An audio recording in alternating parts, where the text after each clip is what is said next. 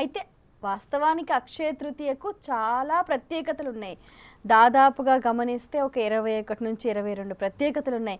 కానీ వీటన్నిట్లలోకెల్లా ఎక్కువగా బంగారమే కొనాలి, బంగారాన్ని పూజించాలి, బంగారాన్ని ఇంటికి తెచ్చుకోవాలి. కేవలం ఇవన్నీ పక్కకు పెట్టి బంగారం మాత్రం హైలైట్ అయింది. మన మీడియా ద్వారా చెప్పే అంశం ఏది లేదో అంటే మీరు ప్రధానమైనటువంటి ఘట్టాలు ఉన్నాయి అని అన్నారు. ప్రధానమైనటువంటి ఘట్టాలే కాకుండా ప్రధానం లేనటువంటి ఘట్టమైనా ఉన్నా పర్లేదు, అది ఆ పండుగ దాంట్లో ఉన్నటువంటిది, దాని గురించి చెప్పుకుందామని. ఆ ప్రధానంగా కూడా బంగారం గురించి చెప్పలేదు. అంటే ఇది అప్రధానపూరితమైనటువంటి అంశము కూడా కాదు. దీని ప్రస్తావన కూడా ఈ యొక్క పండుగల సందర్భంలో చేసుకోకూడదు. ఒక పుణ్యక్రతువు గురించి మాట్లాడేటువంటి స్థితిలో మన స్వార్థపూరితమైనటువంటి అంశాలను ఎట్లా తీసుకుంటాం? మరి మీరు దానం చెయ్యండి అయ్యా, ఉదకుంభ దానాలు చెయ్యండి, అట్లాగే ఒక తెల్లనటువంటి వస్త్రదానం చెయ్యండి, లేనటువంటి వారికి ఒక భిక్షువుకు భోజనం పెట్టండి, తర్పణాదులు చెయ్యండి, పితృదేవతలకు షణ్ణవతి శ్రాద్ధాలు అని 96 రకాల శ్రాద్ధాలు. అసలైతే అక్షతృతీయ రోజు చెప్పుకోవలసినటువంటి అంశం ఏముంది అని అంటే, జాతకాల్లో లేనటువంటి పితృదోషాలు అవి ఉన్నాయి, ఇవి ఉన్నాయి, ఇంకేదో ఆ ఊరికి వెళ్ళండి, మీరు లక్షలు తగిలేసి ఇంకేదో చేసినా కానీ ఇంకేదో చెయ్యండి అనే విధంగా చెప్తున్నారే. కానీ ఈ అక్షతృతీయ రోజు నీవు కాస్త నీళ్లు నీ యొక్క పెద్దలకు వదిలిపెడితే చాలురా, వారికి అక్షయ పుణ్యకాలం అనేటువంటిది, పుణ్య ఫలితం అనేటువంటిది లభిస్తుంది. బ్రహ్మలోక ప్రాప్తి ఖచ్చితంగా లభించేటువంటి పండుగల్లో ఈ యొక్క అక్షతృతీయ అనేటువంటిది ప్రప్రథమంగా ప్రముఖంగా నిలబడేటువంటి పండుగయ్యా.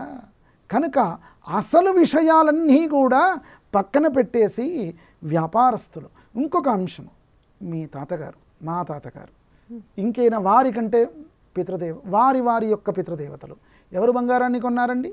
అక్షతృతీయ రోజు బంగారం కొన్న విషయం మీరు ఒకసారి మీ పెద్దవాళ్ళను, మీ అమ్మగారిని, నాన్నగారిని కదిలించండి. వారు ఫస్ట్ మనకు చివాట్లు పెడతారు. అక్షతృతీయ ఎవరు చెప్పారా నీకు బంగారం కొనండి అనేటువంటి విషయంగా ఖచ్చితంగా చివాట్లు పెడతారు. మరి ఇప్పుడు ఇది ఎక్కడి నుంచి మొదలైందంటారు? వ్యాపారస్తులు చాలా పెరిగేసరికి ఆ వ్యాపారస్తులు దాన్ని నానుడిగా పెరిగిపోయి ఇక అక్షతృతీయ అంటేనే బంగారం అనేటువంటి స్థితి. అంటే ఏదైతే పనికిరాదో కలియుగంలో, దేనిపైన కలిగి ఆహ్వానం అనేటువంటిది ఉంటుందో, దేనితో అత్యంత జాగ్రత్తగా ఉండాలో, వారి యొక్క అజాగ్రత్తలన్నీ కూడా దాని మీదనే పెట్టుకొని అత్యంత ఆశలు కూడా పెట్టుకొని, ఒక స్త్రీ పైన అత్యంత ఆశ పనికిరాదు, ఒక బంగారం పైన అత్యంత ఆశ పనికిరాదు.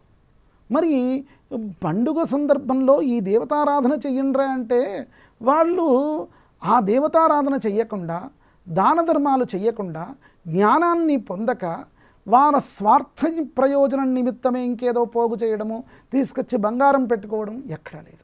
ఇంకొకటి, మీ దగ్గర డబ్బు ఉంది, కొన్నారు ఈరోజు ₹1,00,000, మరి లేనటువంటి వారు పరిస్థితి ఏమిటి? ఇదే అడుగుదాం అనుకుంటున్నాను. డబ్బు లేని వాళ్ళు బంగారం ఆ రోజు పండుగ ఉండదా వారికి? పండుగ వారి కోసం అనేటువంటిదే ఉందా? అత్యంత సామాన్యుల దగ్గర నుంచి వారికి ఒక అతీతమైనటువంటి గొప్పవారి వరకు కూడా పండుగ ఉన్నది. ఇంకా కూడా మన మీడియా ద్వారా ఏంటయ్యా చెప్పేటువంటిది అనంటే, ఏదైనా పేదవాళ్ళ యొక్క పెళ్ళిళ్ళు జరిగితే మీ ఇంట్లో పనివాళ్ళు కానీ మిగతా వారు కానీ బంగారం కొనివ్వండి. వారికి ఒక మంగళసూత్రం ఎంతవరకు అయితే అవుతుందో అంతవరకైనా కానీ కొంతవరకైనా మీ ఇంట్లో ఒక ఆడబిడ్డకి ఇస్తున్నాననేటువంటి విధంగా అనుకొని వారికి దానం చెయ్యండి. అట్లాంటి వాటి ద్వారా చాలా పుణ్య ఫలితం అనేటువంటిది కలుగుతుంది.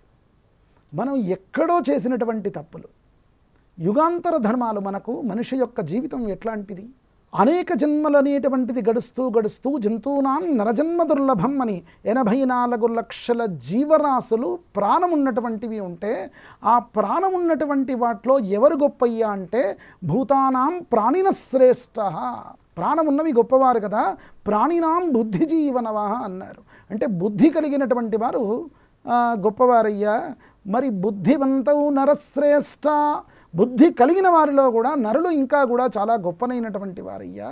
అంత గొప్పనైనటువంటి జన్మ భగవంతుడు ఇస్తూ యుక్తాయుక్త విచక్షణ జ్ఞానపూరితమైనటువంటి జన్మ, కనుక మనకు ప్రాయశ్చిత్త క్రతువు ఒక కుక్కకు, నక్కకు, చీమకు, దోమకు అట్లాంటి వాటికి క్రిమికీటపూరితమైన జంతుజాలాలకు వాటికి ప్రాయశ్చిత్త క్రతువులు లేవు. అటు తర్వాత ఏమిటయ్యా అంటే వారికి భగవంతుడు ఉత్తరోత్తర జన్మ ఏదిస్తే అది అనుభవించడం తప్పలేదు. ఒక్క మనిషికి మాత్రమే తను చేసినటువంటి పుణ్యక్రతువు చేత వారికి ఉత్తర జన్మ అనేటువంటిది గొప్పనైనటువంటి జన్మ వస్తుంది. అట్లాంటి జన్మరాహిత్యమైనటువంటి విషయాలు అంటే ప్రాయశ్చిత్తములు కూడా మిగతా యుగాల్లో చేసినటువంటి పాపాలు ఏవైతే ఉన్నాయో అది ప్రక్షాళన చేయడానికి, అంతేకాకుండా ప్రక్షాళన కూడా కాదండి, ఇక్కడ మనకు ఈ పాప ప్రక్షాళనతో పాటుగా అక్షయ పుణ్యఫలాన్ని కూడా ఇచ్చేటువంటిది. అట్లాంటి విషయం కూడా ఈ యొక్క పండుగ ద్వారా లభిస్తుంది. కనుక ఇంత గొప్పనైనటువంటి పండుగ మనకు పరశురామ జయంతి కూడా ఈరోజే అయ్యిందండి. పరశురాముడు చాలా గొప్పనైనటువంటి వాడు, యోగపుత్రుడు. కనుక సాక్షాత్తు అమ్మవారు యొక్క స్వరూపపూరితమైనటువంటి వారని చెప్పబడింది. ఈరోజు సముద్ర స్నానం శ్రేష్టము, సముద్రంలో శక్తులన్నీ కూడా చేరుతాయని. నదీ స్నానం చాలా శ్రేష్టమైనటువంటిది. అమ్మవారి యొక్క ఆరాధన నిరంతరం కూడా చేసి సకల శక్తులు పొందడానికి ఈ అక్షతృతీయ అద్భుతమైనటువంటి పండుగ. ఈరోజు అక్షతృతీయకు సంబంధించినటువంటి విషయాలు శ్రేష్టపూరితమైన అంశాలు. పురాణ గాథల్లో అనేక విషయాలు చెప్పబడింది. సముద్ర స్నానం చాలా శ్రేష్టము, నదీ స్నానం కూడా శ్రేష్టమైనటువంటి అంశం.